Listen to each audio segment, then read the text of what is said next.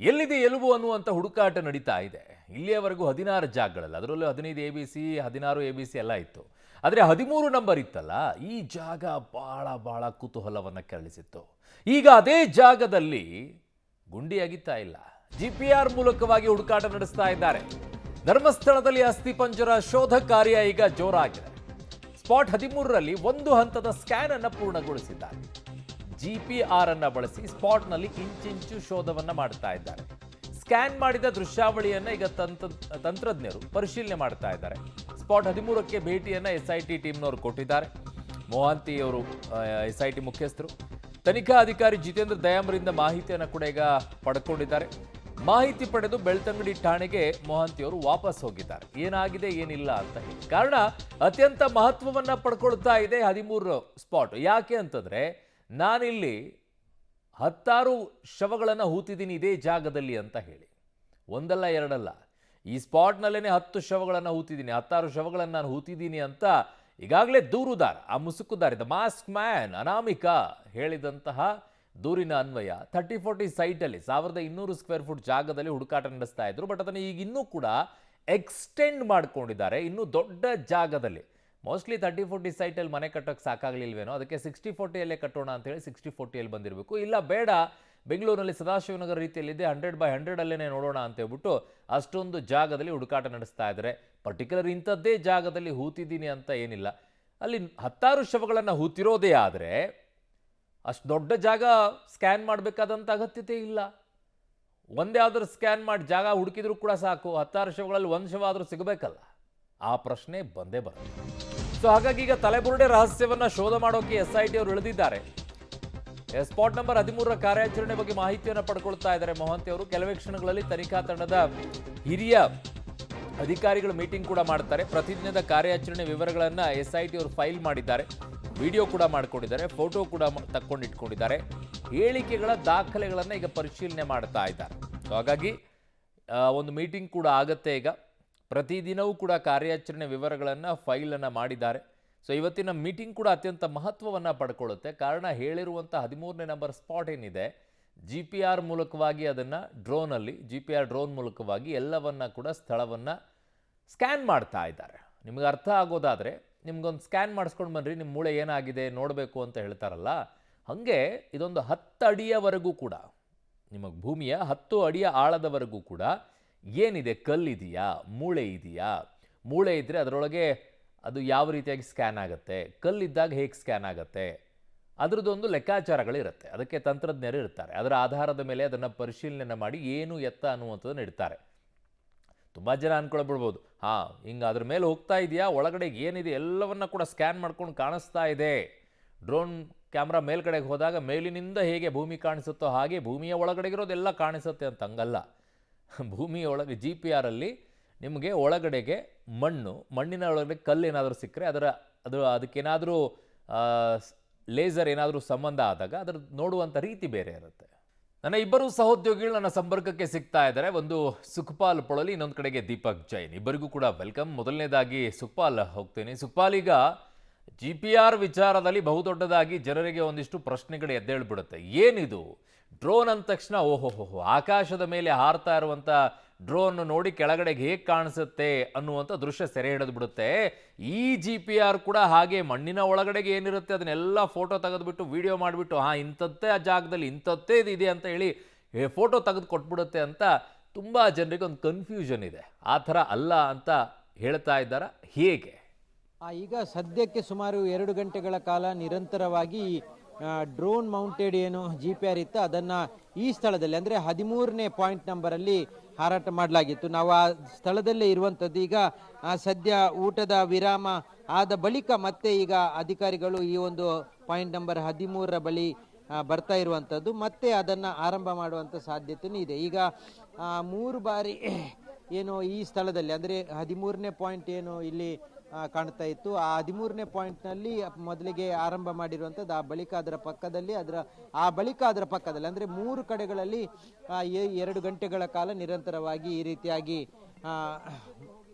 ಡ್ರೋನನ್ನು ಹಾರಿಸುವಂಥ ಕೆಲಸಗಳನ್ನು ಮಾಡಿದ್ದಾರೆ. ಅದರ ತಂತ್ರಜ್ಞರು ಅಲ್ಲೇ ಇರುವಂಥದ್ದು. ಅವರು ಎಲ್ಲವನ್ನ ಪರಿಶೀಲನೆ ಮಾಡಿದ್ದಾರೆ. ಆತ ಹೇಳಿರುವಂಥ ಈ 13ನೇ ಪಾಯಿಂಟ್ ಏನಿದೆ ಅದು ಈ ಭಾಗದಲ್ಲಿ ಇರುವಂಥದ್ದು. ಈ 13ನೇ ಪಾಯಿಂಟಲ್ಲಿ ಆರಂಭದಲ್ಲಿ ಮಾಡಲಾಗಿತ್ತು. ಆ ಬಳಿಕ ಅಲ್ಲಿಂದ ಪಕ್ಕದಲ್ಲಿರುವಂಥ ಸ್ಥಳ ಆಗಿರ್ಬೋದು, ಅದರ ಇನ್ನೊಂದಷ್ಟು ದೂರದಲ್ಲಿರುವಂಥ ಜಾಗ ಆಗಿರ್ಬೋದು, ಅಲ್ಲೆಲ್ಲವನ್ನ ಪರಿಶೀಲನೆ ಮಾಡಲಾಗಿದೆ. ಈಗಿರುವ ಮಾಹಿತಿಯ ಪ್ರಕಾರ ಆತ ಹೇಳಿರುವ ಪ್ರಕಾರ ಸಾಕಷ್ಟು ಶವಗಳನ್ನು ಹೂತಾಕಿರುವಂಥ ಯಾವುದೇ ಮಾಹಿತಿಗಳು ಈವರೆಗೂ ಆ ಡ್ರೋನ್ GPRಗೆ ಏನು ಸಿಕ್ಕಿಲ್ಲ ಅನ್ನುವಂಥ ಮಾಹಿತಿ ಇರುವಂಥದ್ದು. ಅದನ್ನು ಅಧಿಕಾರಿಗಳು ಇನ್ನಷ್ಟೇ ಖಚಿತಪಡಿಸಿಕೊಳ್ಬೇಕಾಗುತ್ತೆ. ಈಗ ಸದ್ಯದ ಮಟ್ಟಿಗೆ ಅಧಿಕಾರಿಗಳು ಇಲ್ಲೇ ಬೀಡು ಬಿಟ್ಟಿರುವಂಥದ್ದು, ಜೊತೆಗೆ ಮಳೆ ಬರುವಂಥ ಹಿನ್ನೆಲೆಯಲ್ಲಿ ಟರ್ಪಾಲ್ಗಳನ್ನು ಹಾಕಿ ಅವರು ಕೂತ್ಕೊಳ್ಳುವಂಥ ವ್ಯವಸ್ಥೆ ಏನಿದೆ ಆ ಸ್ಥಳಕ್ಕೆ ಟರ್ಪಾಲನ್ನು ಸಂಪೂರ್ಣವಾಗಿ ಹಾಕಲಾಗಿದೆ. ಜೊತೆಗೆ ಮುಂದಿನ ಪ್ರಕ್ರಿಯೆ ಏನಿರುತ್ತೆ ಅನ್ನುವಂಥ ಹಿನ್ನೆಲೆಯಲ್ಲಿ ಈಗ ಅಲ್ಲೇ ಅಧಿಕಾರಿಗಳು ಇರುವಂಥದ್ದು. ಜೊತೆಗೆ ಈ ಒಂದು GPR ಅನ್ನು ಬಳಕೆ ಮಾಡಿರುವಂಥ ತಂತ್ರಜ್ಞರು ಇಲ್ಲೇ ಇರುವಂಥದ್ದು. ಹಾಗಾಗಿ ಈಗ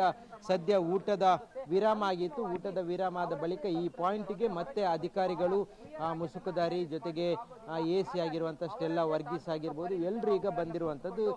ಸದ್ಯಕ್ಕೆ ಸ್ಥಳಕ್ಕೆ ಭೇಟಿ ನೀಡಿರುವಂಥ SIT ಮುಖ್ಯಸ್ಥ ಪ್ರಣವ್ ಮೊಹಂತಿ ಅವರು ಒಂದು ಸಂದರ್ಭದಲ್ಲಿ ಬಂದರು. ಆ ಬಳಿಕ ಅಧಿಕಾರಿಗಳ ಜೊತೆ ಈ ಎಲ್ಲ ವಿಚಾರಗಳ ಬಗ್ಗೆ ಮಾಹಿತಿಯನ್ನು ಪಡೆದರು. ಆ ಬಳಿಕ ಅವರು ವಾಪಸ್ ಹೋಗಿರುವಂಥದ್ದು. ಈಗ ಈ ಡ್ರೋನ್ ಮೂಲಕ ಏನು GPR ಅನ್ನು ಬಳಕೆ ಮಾಡಲಾಗಿತ್ತು ಅದು ನೆಲದ ಸಮೀಪದಲ್ಲೇ ಹೋಗಿರುವಂಥದ್ದು. ಮಾಮೂಲಿಯಾಗಿ ಡ್ರೋನ್ ಹಾರಾಟ ಆಗುವಂಥದ್ದು ಮೇಲ್ಭಾಗದಲ್ಲಿ, ಆದರೆ ಇಲ್ಲಿ GPRನ ಏನು ಸಿಸ್ಟಮನ್ನು ಅದಕ್ಕೆ ಡ್ರೋನಿಗೆ ಅಳವಡಿಕೆ ಮಾಡಿದ್ರು ಅದು ನೆಲದ ಲೆವೆಲ್ನಲ್ಲಿ ಹೋಗಬೇಕಾಗುತ್ತೆ, ಅದು ಸ್ಕ್ಯಾನ್ ಮಾಡಬೇಕಾಗುತ್ತೆ. ಹಾಗಾಗಿ ನೆಲದ ಲೆವೆಲ್ನಲ್ಲೇ ಎಲ್ಲ ಕಡೆಗಳಲ್ಲೂ ಹೋಗಿರುವಂಥದ್ದು. ಎಲ್ಲ ಗಿಡಗಂಟೆಗಳನ್ನು ಮೊದಲೇ ಕ್ಲೀನ್ ಮಾಡಲಾಗಿತ್ತು. ಆ ಬಳಿಕ ಈ ಡ್ರೋನ್ ಮೌಂಟೆಡ್ ಏನು GPR ಇತ್ತು ಅದು ಸಂಪೂರ್ಣವಾಗಿ ಈ ಪರಿಸರದಲ್ಲಿ ಅಷ್ಟೊಂದು ಜಾಗದಲ್ಲೂ ಸುತ್ತಾಟವನ್ನು ಮಾಡಿರುವಂಥದ್ದು, ಶೋಧವನ್ನು ಮಾಡಿರುವಂಥದ್ದು. ಅದಕ್ಕೆ ಸಿಕ್ಕಿರುವಂಥ ಏನು ದಾಖಲೆಗಳೇನು ಸಿಕ್ಕಿದೆ ಅದನ್ನು ಈಗ ಮತ್ತೆ ಮುಂದಿನ ಬೆಳವಣಿಗೆಯಲ್ಲಿ ಅದನ್ನು ನೋಡ್ಕೊಳ್ತಾರೆ, ಅಧಿಕಾರಿಗಳು ಅದನ್ನು ಪರಿಶೀಲನೆ ಮಾಡ್ತಾರೆ. ಆ ಸಂದರ್ಭದಲ್ಲಿ ಏನಾದರೂ ಅದರಲ್ಲಿ ಸಿಕ್ಕಿದ್ದು ಹೌದು ಅಂತಾದರೆ, ಏನಾದರೂ ಆತ ಹೇಳಿರುವ ರೀತಿಯಲ್ಲಿ ಅಸ್ಥಿಪಂಜರಗಳೇನಾದರೂ ಗೋಚರ ಆಗಿದ್ದರೆ ಆ ಬಳಿಕ ಅಲ್ಲಿ ಉತ್ಖನನ ಮಾಡಲಿಕ್ಕೆ ಬೇಕಾದಂಥ ತಯಾರಿಗಳನ್ನು ಮಾಡ್ತಾ ಇರುವಂಥದ್ದು. ಸದ್ಯದ ಮಟ್ಟಿಗೆ ಈಗ ಅಷ್ಟು 3 ಕಡೆಗಳಲ್ಲಿ ಏನು ಪರಿಶೀಲನೆಯನ್ನು ಮಾಡಿದೆ ಈ ಡ್ರೋನು, ಅದರಲ್ಲಿ ಏನಾದರೂ ಸೆರೆ ಸಿಕ್ಕಿದೆ ಅನ್ನುವಂಥದ್ದನ್ನು ಈಗ ಊಟದ ವಿರಾಮದ ಬಳಿಕನೂ ಪರಿಶೀಲನೆಯನ್ನು ಮಾಡ್ತಾರೆ. ಆ ಬಳಿಕ ಸ್ಪಷ್ಟವಾಗಿ ಅಲ್ಲಿ ಏನು ಸಿಕ್ಕಿದೆ ಏನು ಸಿಕ್ಕಿಲ್ಲ ಅನ್ನುವಂಥದ್ದನ್ನು ಗಮನಿಸಿ ಆ ಬಳಿಕ ಅದನ್ನು ಉತ್ಖನನ ಮಾಡುವಂಥ ಕೆಲಸವನ್ನು ಮುಂದಾಗ್ತಾರೆ. ಈಗ ಆ ಸ್ಥಳ ಏನಿದೆ ಆ ಸ್ಥಳಕ್ಕೆ ಮುಸುಕುದಾರಿ ವ್ಯಕ್ತಿ ಜೊತೆಗೆ AC ಸ್ಟೆಲ್ಲಾ ಅವರು ಜೊತೆಗೆ ಇದರ ಮುಖ್ಯಸ್ಥರು ತನಿಖಾಧಿಕಾರಿ ಆಗಿರುವಂಥ ಜಿತೇಂದ್ರ ದಯಾಮ್ ಅವರು ಬರ್ತಾ ಇರುವಂಥದ್ದು ದೃಶ್ಯವನ್ನು ನೀವು ಗಮನಿಸ್ಬೋದು ಅರುಣ್. ಅವರು ಈ 13ನೇ ಪಾಯಿಂಟ್ ಏನಿದೆ ಆ 13ನೇ ಪಾಯಿಂಟಿಗೆ ಈಗ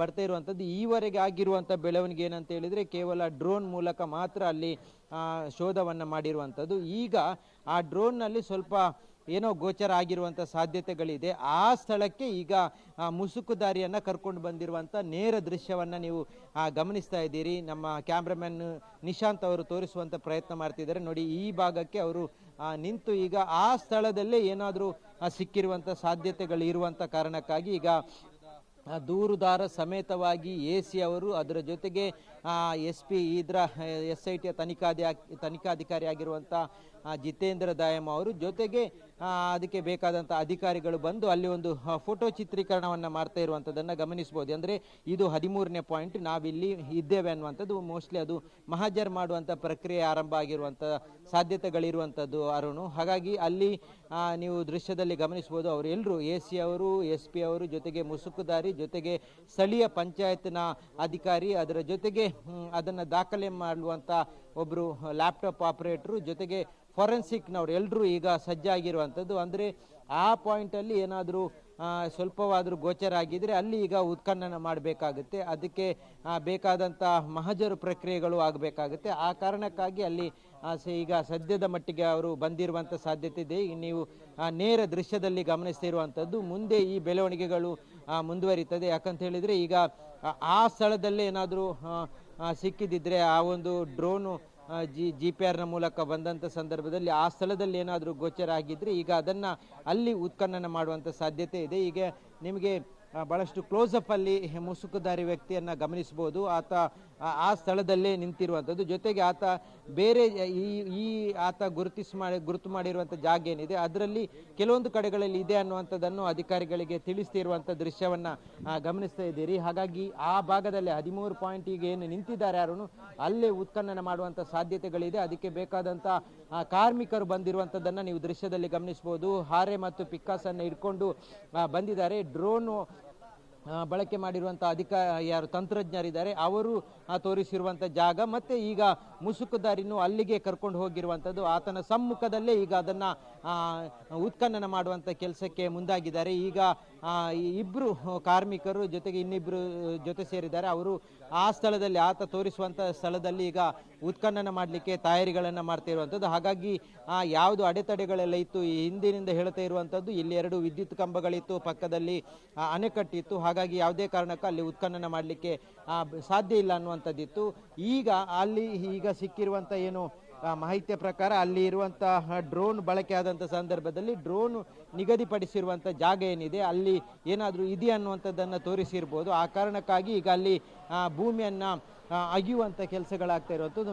ಮೊದಲಿಗೆ ಕಾರ್ಮಿಕರಿಂದ ಅಲ್ಲಿ ಸ್ವಲ್ಪ ಸ್ವಚ್ಛಗೊಳಿಸುವಂಥದ್ದು, ಅಂದರೆ ಸುಮಾರು ಒಂದು 6 ಅಡಿ ಉದ್ದಕ್ಕೆ ಜೊತೆಗೆ 5 ಅಡಿ ಅಗಲಕ್ಕೆ ಮಾರ್ಕಿಂಗ್ ಮಾಡುವ ರೀತಿಯಲ್ಲಿ ಹಾರೆ ಮತ್ತು ಪಿಕ್ಕಾಸ್ನ ಮೂಲಕ ಅದನ್ನು ಕೊರೆಯುವಂಥ ನೆಲವನ್ನು ಅಗಿಯುವಂಥ ಕೆಲಸಗಳನ್ನು ಮಾಡ್ತಾರೆ. ಅದಾದ ತಕ್ಷಣಕ್ಕೆ ಹಿಟಾಚಿ ಯಂತ್ರವನ್ನು ತರಿಸ್ಕೊಂಡು, ಹಿಟಾಚಿ ಯಂತ್ರ ಆಲ್ರೆಡಿ ಇಲ್ಲಿ ಬಂದು ನಿಂತಿರುವಂಥದ್ದು, ಅದನ್ನು ತರಿಸ್ಕೊಂಡು ಈ ಸ್ಥಳದಲ್ಲಿ ಹಿಟಾಚಿಯ ಮೂಲಕನೂ ಮಣ್ಣನ್ನು ತೆಗೆಯುವಂಥ ಕೆಲಸ ಮಾಡ್ತಾರೆ.